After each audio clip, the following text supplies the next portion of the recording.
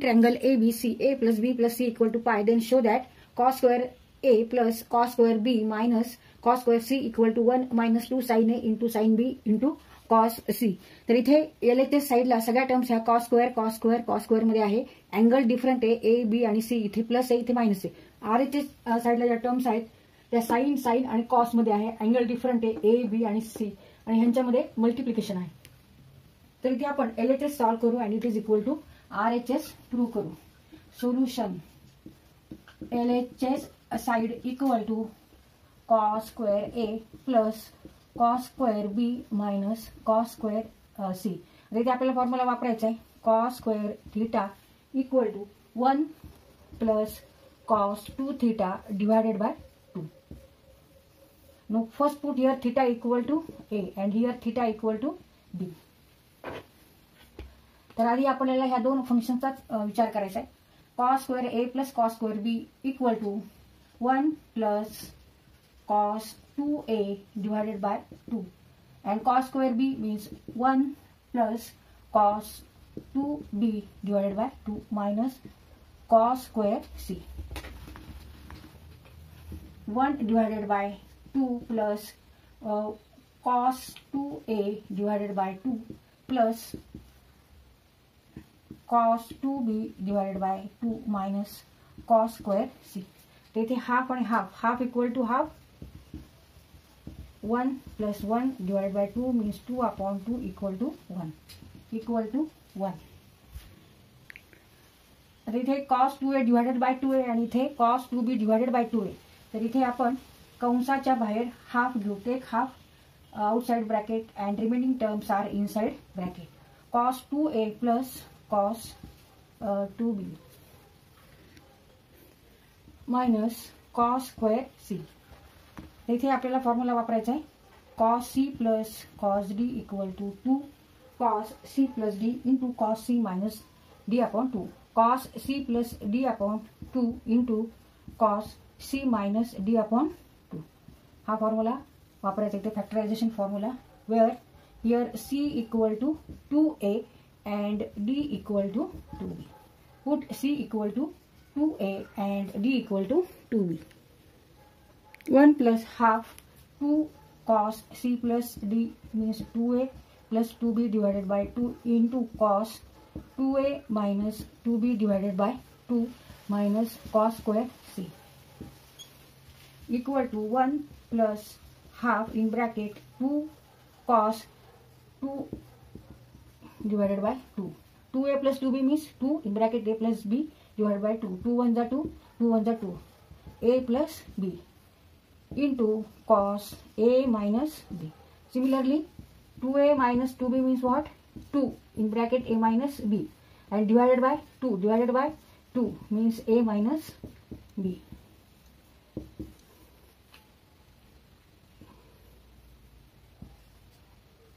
Minus cos square c.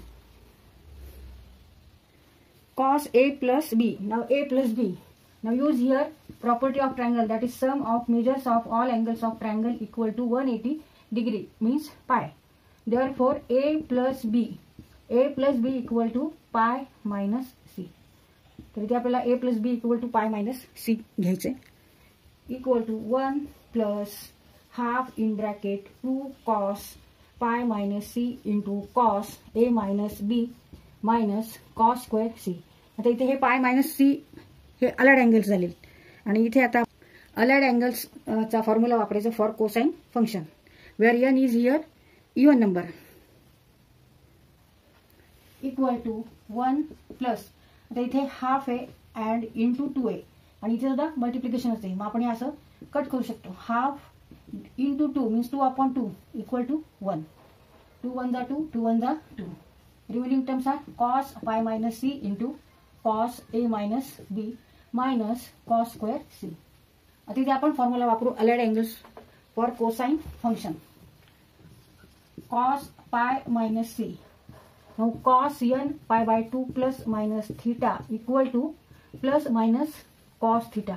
cos तर cosच राहणार आहे when n is an even integer म्हणजे सम संख्या.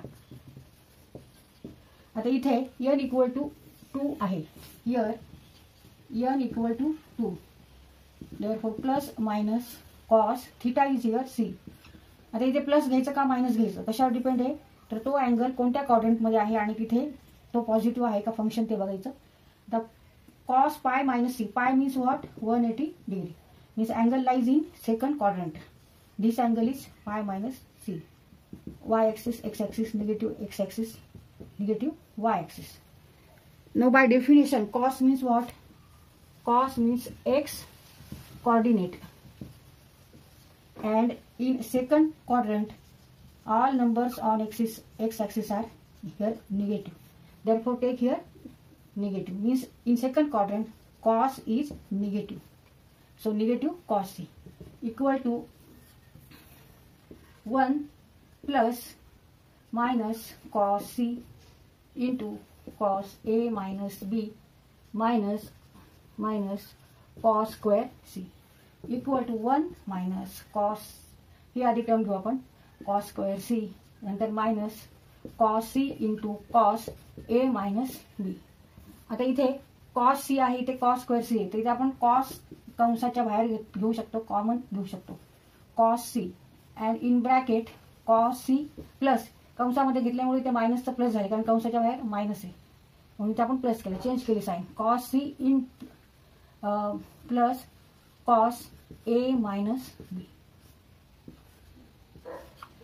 Now put c equal to sum of all angles, sum of measure of all angles of triangle equal to pi. Therefore here a plus b plus c equal to pi. c equal to pi minus a plus b. Put c equal to here pi minus a plus b equal to 1 minus cos c तसंच ठेवायचंय, ह्या c ला आपल्याला change करायचंय cos pi minus a plus b. आपण असं change का करतोय, तर हे अलग अँगल्स होत आहेत आणि इथे फॉर्म्युला वापरून आपण काही टर्म्स डिलीट करू शकतो. इथे cos pi minus a plus b, cos pi minus a plus b.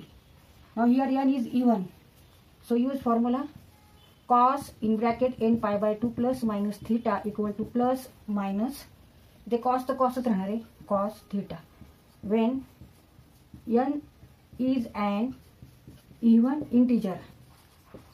Now here n equal to 2.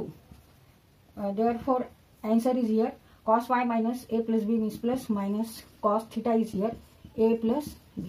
आता परत प्लस घ्यायचं का मायनस घ्यायचं, कसं बघायचं, तर तो अँगल कोणत्या क्वाड्रंटमध्ये आहे आणि तिथे ते फंक्शन पॉझिटिव्ह का निगेटिव्ह आहे. पाय हा अँगल बघायचा, हा तर cos pi minus a plus बी म्हणजे सेकंड क्वाड्रंटला अँगल आहे, हा अँगल कितीचा आहे पाय मायनस a प्लस बीचा. And by definition cos means what, by definition cos means x coordinate, and in second quadrant all numbers on x axis are here negative numbers. Therefore cos is here negative, so take here negative sign equal to 1 minus cos c in bracket negative cos a plus b plus cos a minus b. आता ही term आपण आधी लिहू नाही नंतर लिहू, ही term आपण आधी लिहिली आणि ही नंतर लिहिली. मग cos a minus b minus cos a plus b equal to 1 minus cos c, and cos a minus b minus cos a plus b means 2 sin a into sin b, 2 sin a into sin b. आता इथे आपण डिफॅक्टरायझेशन formula इथे वापरलेला आहे. 2 sin a into sin b means cos a minus b minus cos a plus b equal to 1 minus, take first 2, then 2 sin a into sin b into cos c, and it is equal to RHS side. Therefore LHS side equal to RHS side.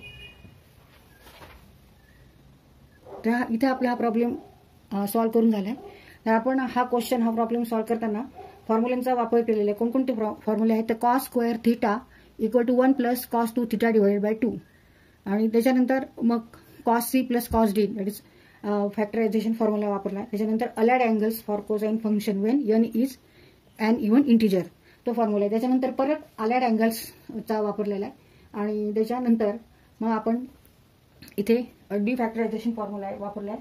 cos A minus B minus cos A plus B means to sin A sin B.